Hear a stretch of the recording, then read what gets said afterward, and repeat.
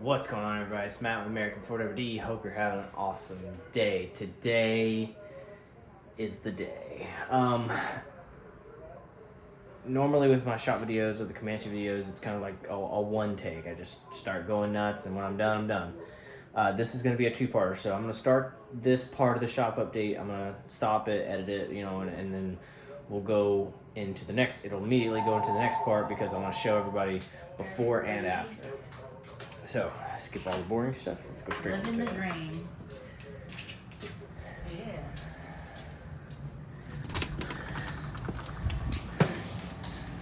Kerchow.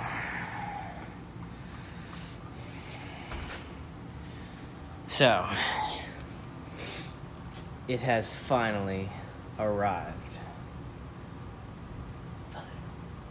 Anyway, so what we have here is we have a Gen 3 LS. It's an all aluminum 5.3 liter. It came out of a 2003 Chevy Trailblazer EXT. So we got this from a guy in Georgia. He owns a chop shop, basically, and he sells a bunch of Chevy parts, stuff like that. So essentially, this was guaranteed to run. It had 166,000 miles on it. Blah, blah, blah. So when we first got it 5 months ago, I took it apart, looked at it just to make sure everything was good. It wasn't, just wore slap out. The oil changes have been done. And actually, thankfully, the previous owner or whatever vehicle this came out of, they took very good care of it. There was no sludge. I mean, everything looked gorgeous. The cam bearings looked a little worn, but other than that, I mean, it was just gorgeous. So what we did was we took it over to the engine builders, and I told them I wanted reliable, daily driver, maybe some towing, but definitely some more ponies. So the step one was a cam. So what we went with is called a Truck Norris. It is a camshaft that gives a pretty good load, but at the same time, it's great for daily driving. I don't have to worry about starting it up when it's cold and it trying to die. But it definitely gives it a couple more ponies. It's a towing cam, so that'll do great for this truck. We also did a bunch of head work, so this whole engine had the the truck accessories, the truck intake, the truck fuel injectors, all that fun stuff, and I'll show you here in just a second. Let me turn the freaking light on so everybody can see. There we go. So as you can see, it had the truck intake and all that fun stuff on it. It had all that, and so yeah. When you put an LS into there, you have to use all sorts of Camaro stuff. So we're going to be going with or a Camaro, Corvette, whatever you want to call it. Everything needs to be super compact, low profile, and that way it fits in here, which that is ready to go into here, but I'm just saying. Anyways, so back what I was saying. The truck motors have truck heads, and so what happens is these guys have small valves, have the compression is kind of crap. So what we did is not only increase the compression, but we also did a full valve job, so 2-inch valves, intake, exhaust. We did port polish, all that fun stuff. So the compression ratio should be 10-to-1 now. So we have cam, compression, valves, springs. We did new bearings, or an aftermarket bearings inside the roller rockers. I couldn't even tell you what the name of it is, but anyways. New oil pan. So this thing came with that oil pan. So this is from that Chevy Trailblazer, and it was all-wheel drive. So the front axle shaft actually goes through the oil pan, if you can see that. So, and also this is a front sump. So the low part of the oil pan sits in the very front of the motor, which is bad because your front axle needs to come up right there. You need clearance. So we got this more so aftermarket oil pan and changed that front sup to a rear sump. So that way it clears. Plus it looks cool. I told him I like aluminum, so they aluminum-need out this thing. What else did we do? We did a full rebuild on it, so new cam bearings, new main bearings, wrist pins, you know, all that fun stuff. So basically this engine is completely brand new internally, plus a few goodies. So she is just going to love life. She should be pushing somewhere. So we actually don't know what the engine's going to do. So from factory, this engine should be producing 300 horsepower and 300 something foot-pounds of torque. Grand scheme of things, with all the changes that we've made, rods, you know, lifters, cam, higher compression, head work, all that fun stuff, we should be pushing somewhere around 400, 450, and the torque should be almost identical. So it should be somewhere around 400, 450. So if I can get 400, you know, horsepower and torque out of it, hey, I'm happy. Again, that's plenty for this thing, because I didn't want to go crazy. Everybody who has an LS, they go nuts, and they say, oh, I want 900 horsepower or this thumper cam, and you know, it just makes driving it suck. And starting it up when it's cold and everything else, it barely runs. And I wanted something that's going to be extremely reliable, which this thing is. This is probably the most reliable LS on the planet right now. But with good power, just a little bit more horsepower. So, I mean, 100 to, 150 horsepower gain, that is gorgeous on these things, which is easy to do. It's cheap. Blah, blah, blah. So, anyways, as of right now, once we got the motor, it was basically just a long block. So it had the block and the heads, that's it. So I took all the old stuff I had out back, or in back, such as the ignition coil packs. We're just gonna, I've put this on here for now for mock-up.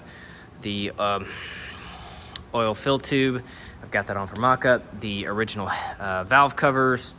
Again, this doesn't need to be crazy. This doesn't need to be insane. I don't need to be going for Instagram likes. I need to be going for reliable, and I need to be going simple, and I need to be going cheap, because it's expensive. Anyways, we have a brand new motor. Brand new, cool, awesome LS motor with more horsepower and tons of reliability. Anyways, as far as the transmission goes, I'm pretty sure I showed everybody already, but just showing you again, this is a 4L. So this is a 4L80E transmission. So this came out of a 2005 Chevy 2500. It is the four-wheel drive version. This came out of that truck, and it had like 270-something thousand miles on it. But I got it from the same guy, and he stated that it shifted and everything perfectly. I trust him, but I didn't want to put something with 166,000 miles and then something with 200-something thousand miles, do all this work, and then just to have something screw up. So both of these have been fully rebuilt. So this is fully rebuilt. It has a stage 2 kit in it. That way it handles any sort of horse pressures that this may or may not make, because again, we really don't know how much it's gonna make. But either way, this 4L80s, they're basically bomb-proof. They're super heavy duty. They're made for towing, and putting it in something like this is just going to be perfect. Something four-wheel drive that's not going to see crazy stuff yet, but maybe after a couple of years, I might doing some crazy ass trails. But for now, basic stuff. So the sensors. So all new sensors and everything else. So that I wanted to go ahead and do, because I don't want to stick this in there and have like some cam sensor or something, go wrong. So it's got brand new sensors on it and everything else. So this is about as bare bones, but with the stuff that could potentially be issues as far as clearance goes as you get. So I wanted to put at least the stuff that may cause clearance issues on it, stick it in there, and see where we're at. But the truck is ready for the engine and transmission. So we've got it flipped around. I need to spray it out with air and get all this dust and stuff out of here, but she's pretty much ready for it. She's got the mounts already in there. We also have these are the Novak mounts, just in case anybody's wondering or hasn't been paying attention. These are the Novak mounts. They are adjustable forward and back, so you can see how it has a hole over there and a hole over there. So I'm right in the middle. So this whole mount can either move forward or it can move back. So I have it in the middle, and that's what Novak says to say, or says to do. And obviously they're Novak mounts. As far as the transmission goes, the transmission, so this is basically an aftermarket cross member, but it's made out of metal. I can do whatever the hell I want with it. I bought, not really knowing how I wanted to do it, I bought a 4L80 to Jeep XJ mount from Overkill, and this mount uses different type of mounting points that are on a stock Jeep XJ or MJ crossmember. It doesn't have the four little holes that you're seeing on that crossmember. If you look at that crossmember, you got, let me get you in there, you have 4 holes, that's it. So a stock crossmember has those 4 holes and then has those outer holes with it. Well, this aftermarket crossmember doesn't have the outer holes, so I'm not sure how we're gonna make this work. I mean, I may just have to weld that fucking thing to there, because again, there is, once you mount this to the crossmember, if this was the crossmember, once you mount it, you have to put the OEM rubber bushing between the transmission and here. So, grand scheme of things, this guy can just be permanently mounted onto the crossmember, and then I have my rubber bushing that can be unbolted, so I can unbolt, get the transmission out if I need to. Which brings me to my next point. This engine and transmission, it may have to come out several times. That's why there's no water pump, there's no accessory drives, there's no crank pulley, there's no nothing.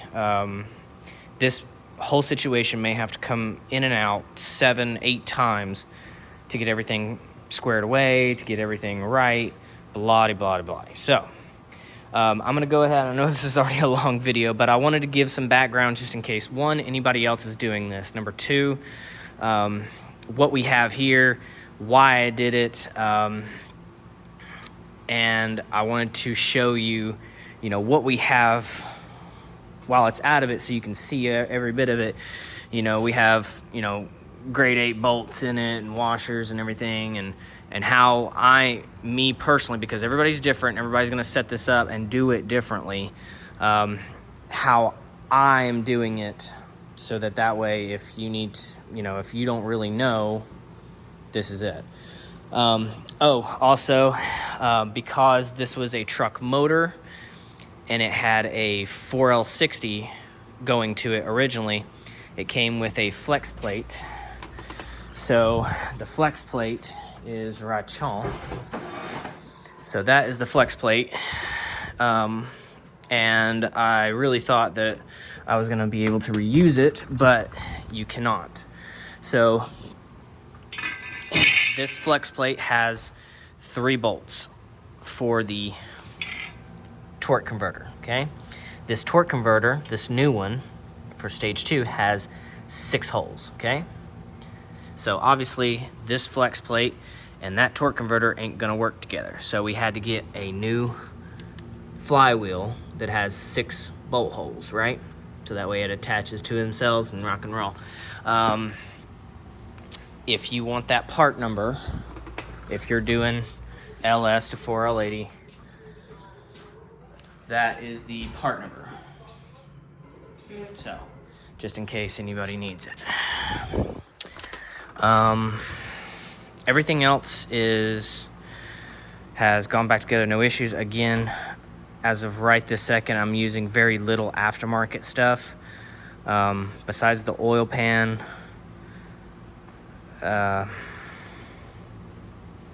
the motor mounts, and the flex plate. I mean, everything else is stock Chevy stuff. I mean, well, even the flex plate stock Chevy stuff. It's just I had to get a different one. So I'm not really dealing with a whole lot of aftermarket here. So if anybody's dealing with this, this is probably where you need to be at. I may change that opinion once this goes in there, but that's where we're at for now. But I'm so freaking thankful. I've been waiting on this thing for 4 months. And of course, if you stay up to date on the Comanche videos, you know how much of a worrying situation this thing was, to make sure it got here and we could go through with this. It takes a lot of time, it takes a lot of effort, it takes a lot of patience, and it takes a lot of money to not only do basically a full restoration like this, but or I wouldn't even call this a full restoration. This is basically a full build, from start to finish. I mean, everything in here has been touched. So it's just a interior, suspension, paint, body, wheels, tires, engine, wiring, dashes, firewalls, floorboards. I mean, this is a lot of work. So once I kill this video, we're gonna come back to this in there. Hopefully, we haven't test fitted this yet. So again, it should fit. I just may have to put a jack under the transmission for now, just to kind of hold it in place. But at least the motor mounts, the motor will mount up to its mounts, so we can at least see what it looks like, and see, if where I put these motor mounts is correct, whether it doesn't need to come forward, back, whatever. Anyways, but we will be right.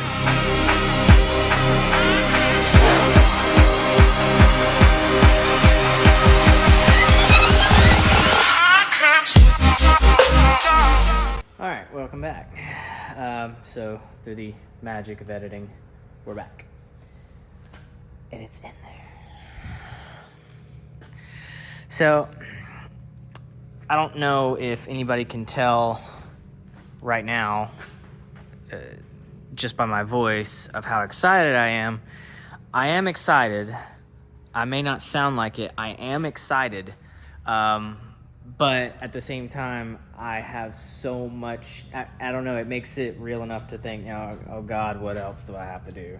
So I got excited for 10 minutes, and then I was like, all right, now I need to order this. So I am excited. I know it doesn't sound like it, but, I'm just prepping, trying to get this thing ready to go so we can get it started so I can drive it. But anywho, as you can tell, the front end sat down real hard. Now, getting 4.5-inch springs, that was done on purpose to get the suspension right, and it was level and everything else.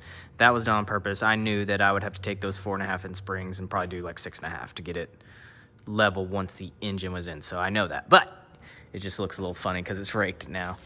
But it was a little tight, but it went in.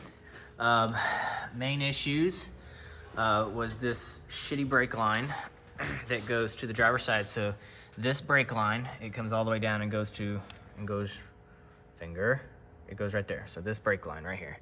So that brake line, I think we just tagged it because we were tilted too bad, but it got caught on the coil packs. So that may have cured it, I don't know. But if you look right there, that stud for the coil pack is right there next to the brake line. So this brake line may need to be rerouted. I mean, it kind of looks like shit anyway. So, other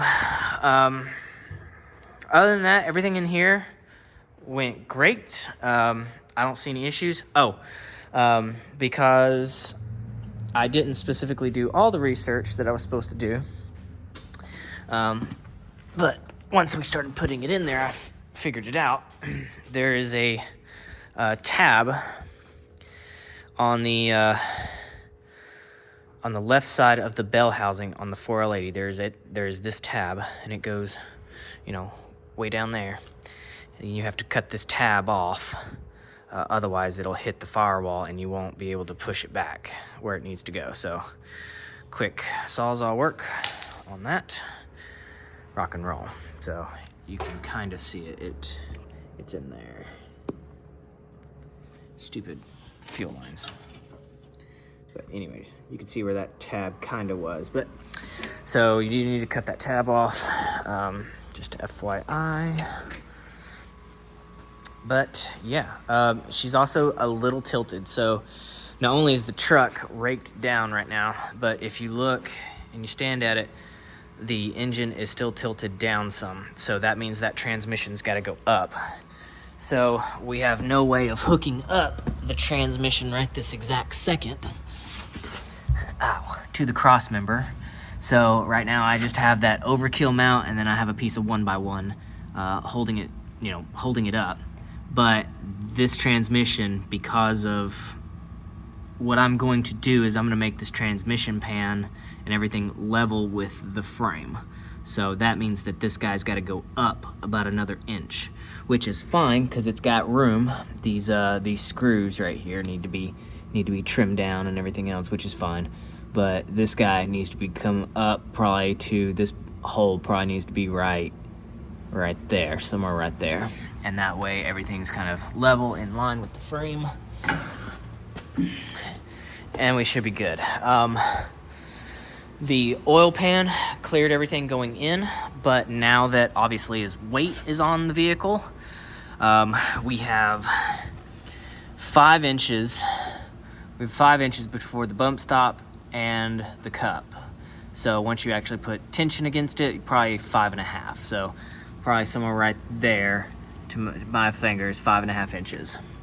So measured from oil pan to track bar, we have 5.5, so perfect.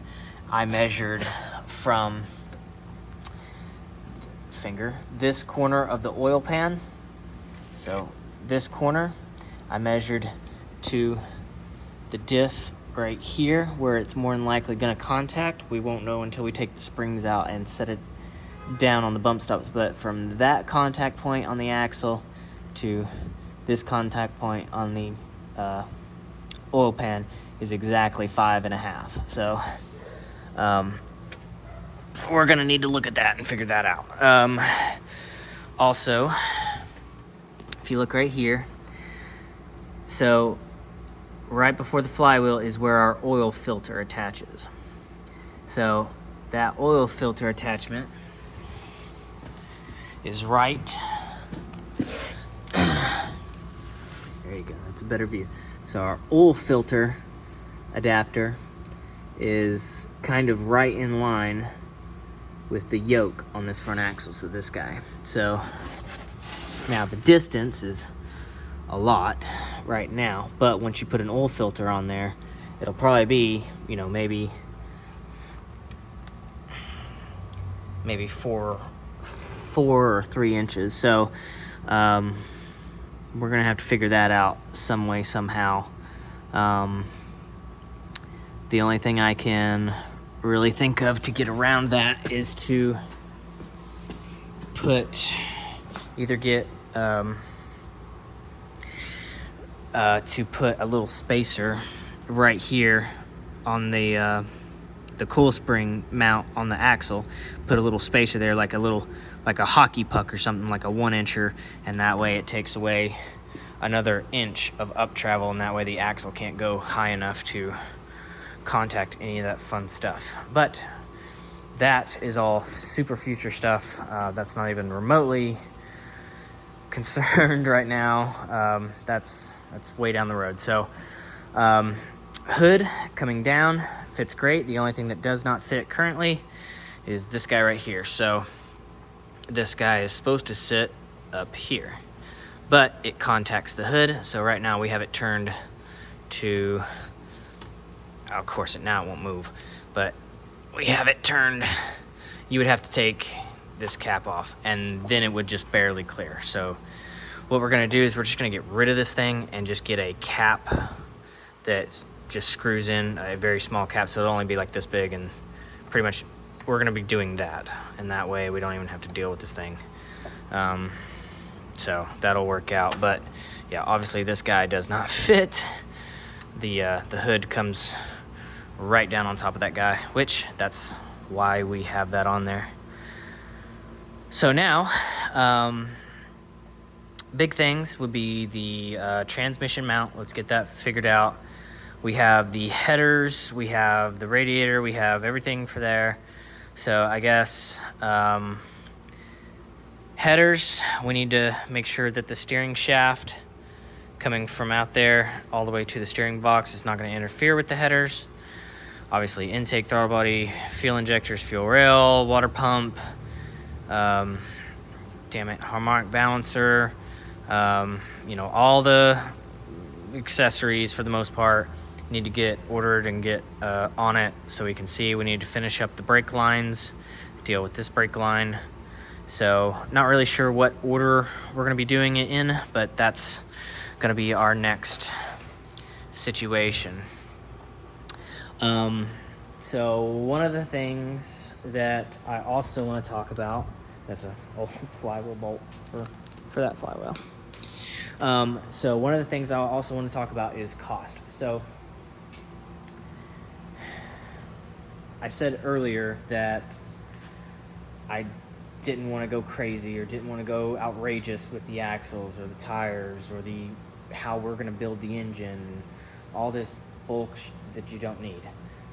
One, because I'm poor, but number two is doing a full build like this, especially for the people who've never done it or people who are thinking about doing this kind of build plus swap plus interior swap, all that fun stuff.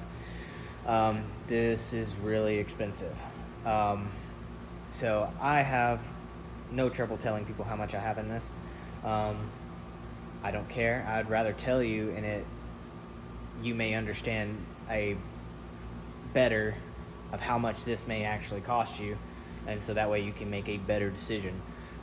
So as you see it, with buying the Comanche, doing the bodywork, doing the paint, interior, all the pieces from the junkyard, the wheels, tires, axles, bolts, the LS, and the transmission, and having them both rebuilt and played with, bumpers, winch, all the accessories on the outside, the exterior accessories, all the little knickknacks, header panels, headlights, turn signals, seals, back window, window trim. Like, people don't even think about this, but this shit's expensive. Some of this was bought at the junkyard, some of it's brand new. The suspension, the anti-rock, the steering, the cross member, the diff covers, pretty much everything you see there, master cylinder, brake booster, everything you see right now, right this exact second, besides the radiator and the headers and a few little pieces that we got up there somewhere. Some wiring harnesses and some plastic pieces for the interior. Everything that you see, we have $30,000 in this. To some people, that's a lot of money, and that, there's no way. To some people, it's like, ugh, that's chump change. That's nothing. For me, because again, I'm poor,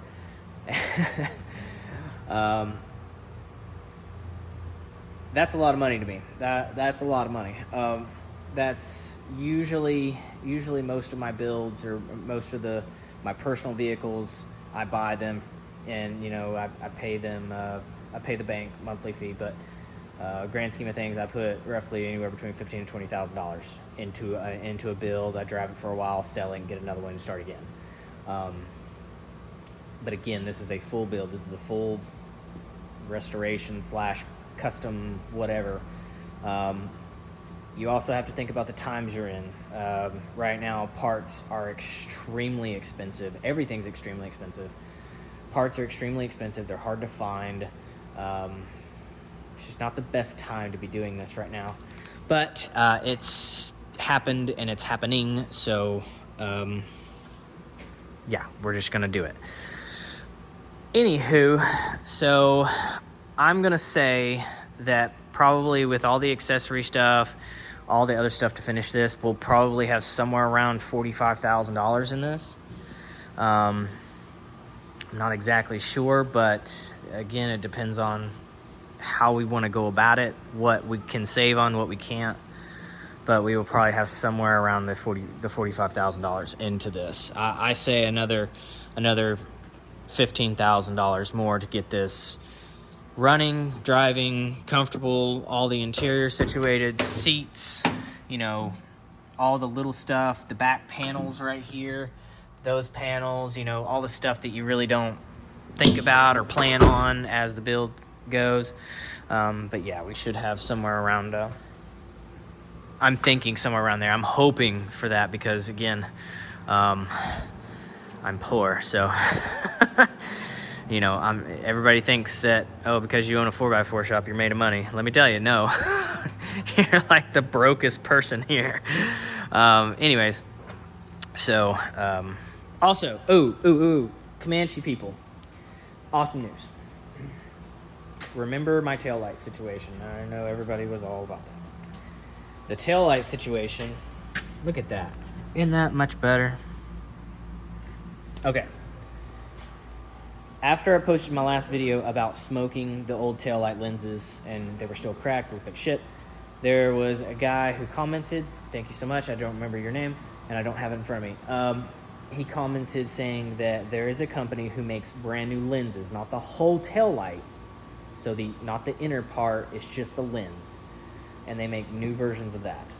It's on eBay, and you have to be very specific how you type it in. Jeep Comanche taillight lenses, and it'll pop right up.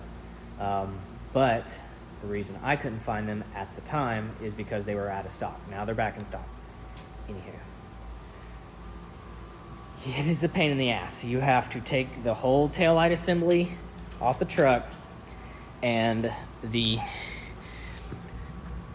inner part of the taillight is glued all the way around this lens, all the way around. And it is super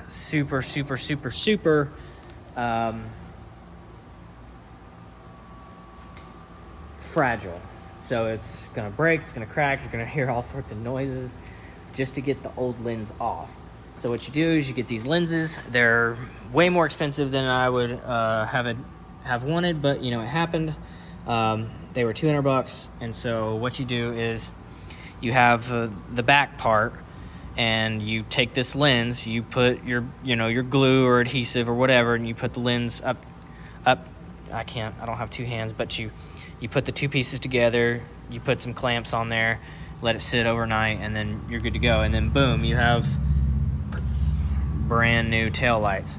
Also, if you don't want to try to take your lenses off your old taillight housings or assemblies, Oracle Lighting is coming out with with an entire assembly. So I just saw it the other day. I might be able to show you, but I found that out the other day. Oracle is coming out with that. They do not have a release date, but for those of you who maybe can't replace the lenses, or again you don't want to screw with it, just wait for Oracle. I want to see if I can find it. Oracle Lighting Jeep Comanche. I wonder if I could pull up just pictures of it. Yeah, there it is. So Oracle Lighting is coming out with these guys, which is going to be an entire assembly. It's not just the lens. It's going to have everything. It's going to have here you go. It's going to have the housing and the lenses and everything you need. It's going to be all one thing. So keep an eye out for that. Comanche owners have to, on some of our parts, they don't make it anymore, and so we kind of have to stick together and let each other know when stuff comes out, and we can actually get our Comanches to look really, really good and not spin an arm and a leg. But anyways, guys, thank you so much. That was a long ass video.